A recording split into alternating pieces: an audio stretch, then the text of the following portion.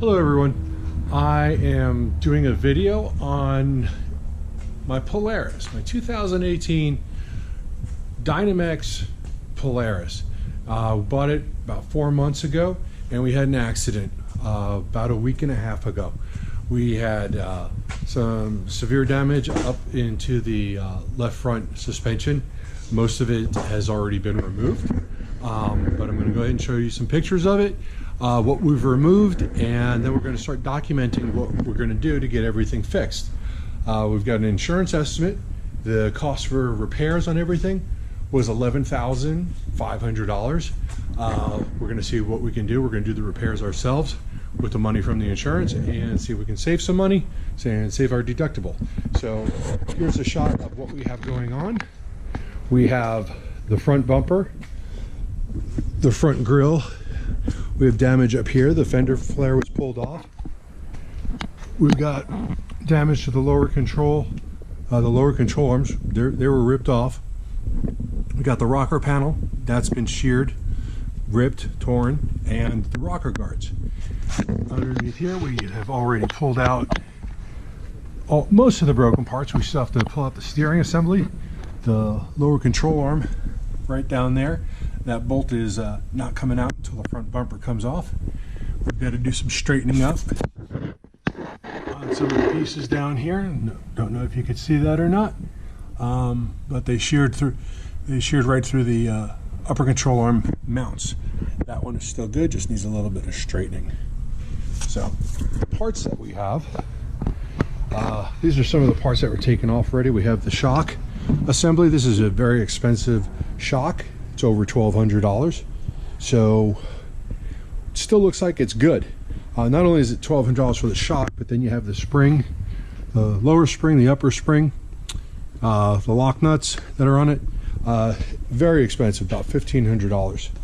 We've got the upper and lower ball joints. They look to be fairly good. These rings we're probably going to replace. We've got the bolts and the spacers that some of them are missing, some of them are not.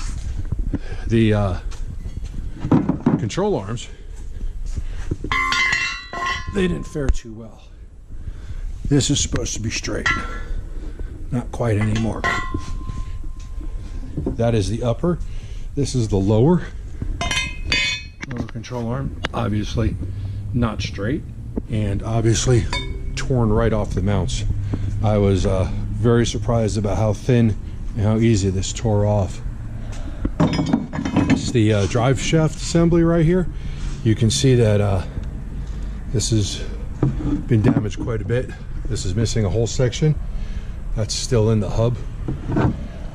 The steering knuckle slightly bent, and the steering assembly still needs to come out. Sway bar bracket bent, garbage, needs to be replaced. So we're gonna just go ahead and go through it, get a parts list going of everything that needs replaced and everything that doesn't need replaced. We're probably not going to replace everything. We're probably going to see what we can do to work with something like this to keep it and save some money. These just take some clips, and we'll see what we can do to get those clips on properly. The bumper, little torn up on the side, and the mount right here, you can see how it's bent. It's got that curve that comes out there. So we're probably going to take that off. Well, we have to take it off because we have to get to the bolt. That won't come off. And then we're going to get some parts ordered.